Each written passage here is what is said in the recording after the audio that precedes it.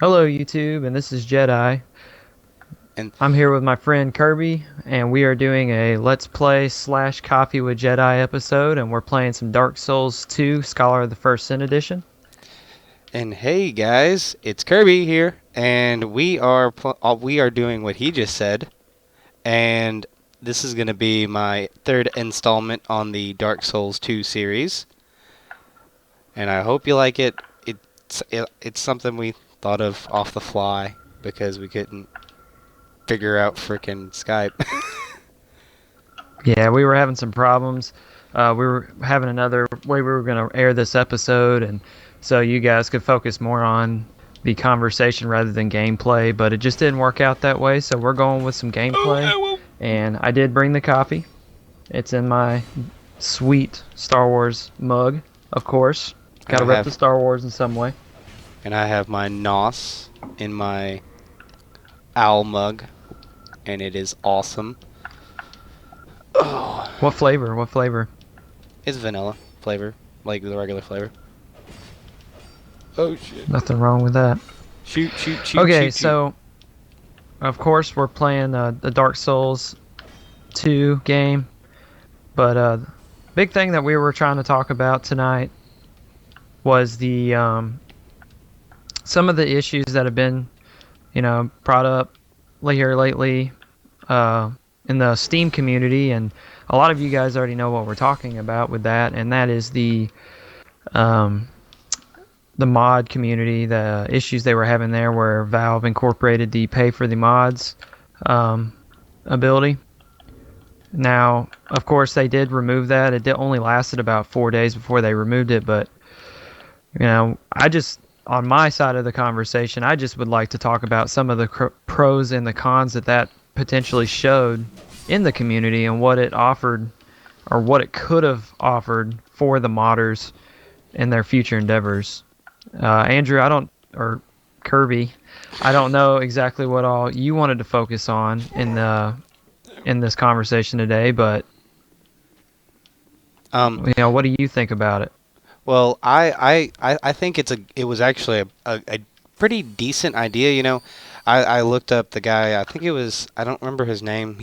He built Gary's mod, and whenever he first started doing like Gary's mod, they said you can't charge for a mod, and he did, and it really helped him make better product. I do agree that if the modders got more money for their projects, that they could, you know, get better, more time and be able to focus more on the mods and make them better. But at the same time, it kind of does undermine like PC gaming in a way. Yeah, like the purpose in building a $3,000, $4,000 computer. Um, the way I feel about it is, where I work, as you guys know, I don't reveal where specifically, but I do reveal the fact that I do work retail line and I sell video games and I'm very tied into them.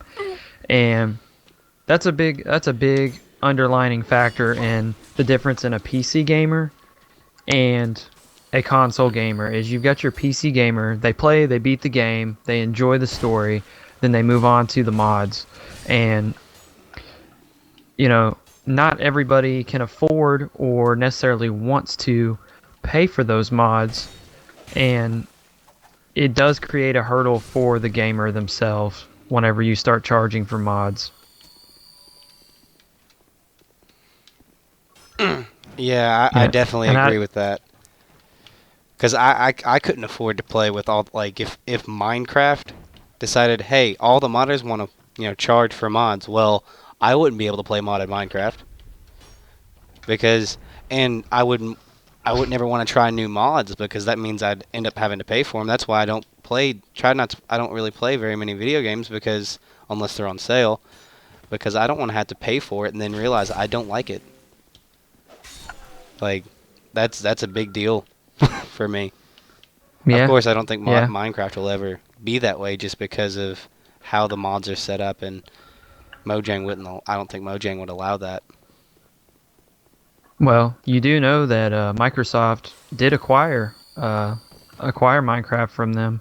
I think it was last year around this time actually they acquired it for like $15 million or something ridiculous like that. I don't know if you knew that or not. Oh yeah, yeah, I knew that. I heard about that, and I was like, oh my gosh, this is. I really hope that it's not gonna really affect the modded community because that will be terrible.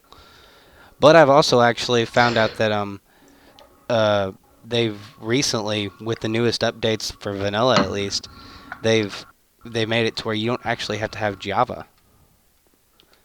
Like Yeah, yeah, that was a Minecraft bit. has its own version of Java now, and I thought that was. Yeah, I actually saw that in the update. I saw that too. And so I think that's a definite yes for better better gameplay, less frame rate issues and stuff, less limitations on it. Um. Oh, my name is Paul. Oh. I'm a traveler Okay. like yourself. No, I can May I totally aid agree you with in that. contact? And but to get back on our randomness topic of the day with the modded community and Steam and as far as paying for the mods, a big thing that I noticed and read into uh, today whenever I was looking some stuff up before I hopped on this Dark Souls and started doing this episode is the modder community was asking for this. They were asking for that, but what Valve gave them wasn't exactly what they were asking for because you've got a company that is worth billions of dollars. I mean, let's just be realistic here. Billions of dollars and they were marking these mods up, 4.99 doesn't sound bad, for a Skyrim mod that might be, you know, 2 or 3 gigabytes to download to increase the quality of gameplay. But whenever the developer of that mod is only making 25% on that sale, and Valve is making 75% of it, that's a huge markdown for that modder or for the developer of that mod. Oh yeah. And Oh, sorry. go ahead. I didn't agree with that at all. It's like, well, they did all the hard work. I can understand them Valve getting a portion of the credit just because they're using their platform to disperse their mod, but at the same time, Valve didn't do any like of the nitty-gritty coding or anything like that to actually get the mod to work. Because I know Yeah, mods and take forever to actually do. yeah, and I mean, I could have even seen the modding community settling for 50-50, but to be completely honest, I feel like it should have been the complete other way around. I feel like the modders should have been looking at the 75% markup and Valve looking at the 25% because like you said, they they just put the link to the mod on their launcher. They didn't develop it. They didn't create it. Yeah. And it's just something that's always bugged me. Why would, if for my hard work, and I I'm running out of things to say. Sorry. Oh no, you good, man. We just talking. But Oh. no, we just random, man. We rambling. Oh yeah, I'm trying But to. uh, Oh. but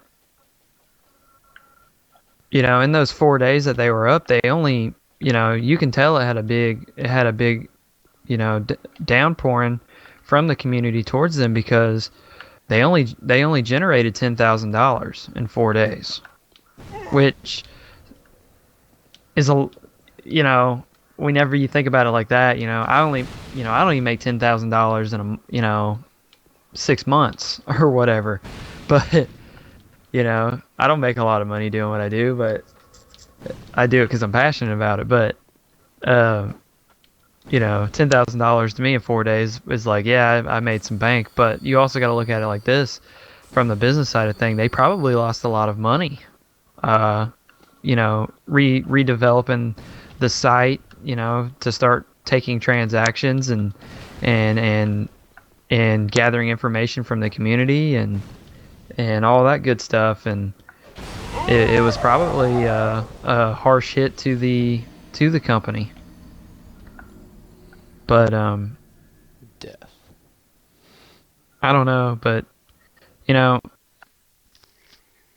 it's just one of those things. It's kind of a to each his own topic because there are positives and negatives on Both in sides. every aspect, and it greatly affects not just Valve and Steam and their community, but the rest of the gaming world because something that it did as a positive, the failure of it did as a positive, is it basically showed them like, hey, we are your community. We're bringing this income into you. You're not going to cheat us, and you're not going to cheat those modders by only giving them 25%. I mean, that's kind of sort of how it happened, and it kind of tells your platform developers as well. Like, we're not going to take a bunch of crap anymore from these developers and from these big corporations. Yeah, and I think it might, like, if we did that more often with games, too, we would stop getting such crap games, because that's a big issue in today's gaming world, is that they just throw out crap games and we still buy them. Like, Call of Duty 20 billion. They just keep pumping them out, and they don't do anything to fix actually anything in the game. They just pump out another one, change the skin and maybe some graphical stuff, and they develop the levels, but they are the same game. I totally and completely agree, and this is coming from somebody that's just as guilty as the next gamer of playing Call of Duty religiously at times. And you know, not a lot of people know this about me, but whenever I was in high school, and Kirby, you may remember this actually, I played a lot of Call of Duty, a lot of Modern Warfare 2, a lot of first-person shooters in general. I was very close-minded to anything else outside of that genre, and the question still is, what is it about that genre that brings that gamer back into playing that? Because to me, it's a repetitious thing. It never is going to change, no matter what they quote unquote add or fix or change or update. I don't think that they'll ever truly be able to integrate anything that nobody else has never done before into a first person shooter. It's all, in my opinion, it's all been done, and that's just my thought on it. Oh. And then there's other games and stuff, and the whole all. I think one of the biggest pet peeves is the whole always has to be online. Because I remember my girlfriend bought Diablo 3, and she was like, "Yeah, I can play it," but she didn't have internet where she was living, so she couldn't play Diablo 3 because she didn't have internet. Even though she spent $60 on a game, they wouldn't let her play it because she couldn't be online. That's and that's the thing is, I don't know about Diablo on PC, but as far as like on platform, like on Diablo 3, it doesn't require you to even be connected to the servers to play it. Like on console, you can play it offline, and as Diablo far 3? as on PC, I don't. Yeah, on 360, Xbox One, PS3, PS4, you can play it offline. On Um, PC, it's and required you had to be online. That's what yeah, she got and it I for. remember that happening to her, and I don't understand what there is in the PC version that's not in the console version that means you have to be connected to the internet. It's the same thing with Titanfall, though. And Why couldn't they have just spent a little more time developing a story instead of just saying, "Oh, this is the campaign, and you have to play the multiplayer, the PvP," because not everybody has internet. oh yeah, this whole genre of games where you have to have everything be online and everything. Well, you know, I love my single player games. I love them to death. That's that's mostly what I play, and I don't see why everything has to be multiplayer because it I just mean, kills me. yeah, I mean, take Dark Souls 2 for example. I mean, I've played through this game on last gen and standard Dark Souls 2 twice. Oh Played it gosh. through twice, and on the Scholar of the First Sin edition, it's another one. You can you can play through by yourself. I mean, but it has the online multiplayer, PvP and PvE option, and that's what I don't understand. Why And I like how are they haven't. they? Sorry. Now I was just finishing up that statement of why are these other games requiring people to stay connected to the internet? That's just my question. Yeah, and Dark Souls always has had a really interesting way of doing online, even though it hasn't been all that great. But they've always had an interesting way of doing co-op and stuff like that. It's not, you can't pick who you're going with, but it adds to this. It adds to the overall single player experience, and I think that's what it is that we have online, we have single player, campaign, and then multiplayer. We don't have very many games that do both at the same time, unless you're wanting to play like an MMO. And those don't really Hmm. have all that detailed stories. Yeah, I Or mean they really don't. it's And more grind than go ahead. anything else. That's true. I mean, uh, I like Final Fantasy 14, but that's a primary example. I mean, it has a story, and it's not a bad story, but that's a game that you could literally play through without ever doing the like paying attention. Like, because when I play it, I just click, click, click, click, click, click, click, click, click all the way through it. Games are no longer about the story. You're not playing them for the story anymore. You're playing them for just to play them. It's almost like you're just playing them to play them. And I mean, I'm saying that as I'm sitting here playing Dark Souls 2, Scholar of the First Sin, and I get to the little talk scenes where I'm talking to the different in-game NPC characters, and I'm just clicking A and skipping through them, But I've already played through this game. But I remember the first time I played through this game, I never skipped once. It actually has a really good story, and it's got good lore to it, and that's something that I feel like today's gaming generation, like the younger kids and stuff, they don't appreciate it.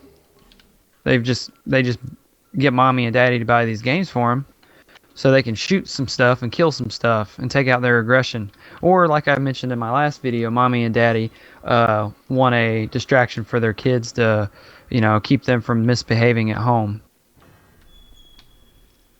Yeah. Well, in other news, I got my first Titanite shard. That's what's up. That's what's up. And in other words, this is a big dude right here. I Oh forgot my about this god! guy. Oh crap! I don't know if you've noticed, but in Scholar of the First Sin, I've noticed that your character screams whenever they die. They like Yes. scream bloody murder for some reason. They thought to add that. Why? Uh, did they have that in the original Dark Souls? I think if a boss killed you, you would like yell, but it wasn't like a scream. Let's see what I can do here. Holy cow. That was Well, like an amazing shot. I will give that to the computer right there. where They you? just it they just like shot an arrow through my head across the like little area. It Where? was rather impressive. Where are you? Uh the I'm actually about to activate the third bonfire, the one where you come down uh, after the chick where you level up to head towards the Oh, forest of the fallen giant or whatever. yeah. Yeah, I'm I just can't trying. remember the name of this area. I'm just trying to get to the what's it called? Uh, get the soapstones and everything, and I'm down here reading, doing all this, and I never realized how much of a challenge it's gonna be not using shields. I'm telling you, dude, I've gotten a lot better at parrying and dodge rolling ever since I started playing Bloodborne. And just for those of you that are watching up to this point, Bloodborne, if you've not played it yet and you have a PlayStation 4, that is a beautiful game. It's fantastic. They did an amazing job with that game design altogether. The only complaint that I have is frame rate drop issues, which it's just such an immersive game. It's gonna have that problem in some areas, more so in the co-op than in the single player. Now, for dual wielding, don't you have to have like two of the same type of weapon, like two short swords or two long swords, something like that? In this game or that game? Dark Souls. Oh my gosh! I think to dual wield properly, they've got to be the same to. Because if you, for example, when I play keyboard and mouse Dark Soul, which I actually usually do, I'm kind of cheating tonight using my new Xbox controller. And just for those of you curious, I have recently acquired the C3PO Star Wars limited edition controller. But anyways, um, Ow! as Sorry. because I usually make my character left-handed because I'm left-handed and keyboard and mouse left click means left-handed, but there's a These guys are unforgiving. it hurts you if you make your character left-handed. So I think you have to have matching gear. Yeah, your left hand does So 20% less damage than your right hand, which is an interesting way to make it even harder on yourself. I think it's pretty cool. I mean, I think I had a character and I just kind of did it for laughs and challenge. I think I did that, but it got so ridiculously hard that I just ended up saying screw it, and I scrapped that character build and started over. How long is it? How long have we been recording? We're looking at 22 minutes exactly. Okay, so well, I guess we're pretty much done with the topic. Do you want to keep going? Yeah, man. I mean, we're just kind of talking at this point, and Okay. Or do you want to cut I mean, and then like I'm, make I'm, a new video, another video? oh, I mean, we can always, yeah, let's do that. That's fine. Okay, we'll go ahead and cut here. All right, this is Okay. Dark Souls 2, Episode 3. I hope you guys enjoyed for the differentness of it. Thank you. Like, comment, subscribe, do all that if you'd like, and it would make my day. It really would. And I'll see you guys later. Bye.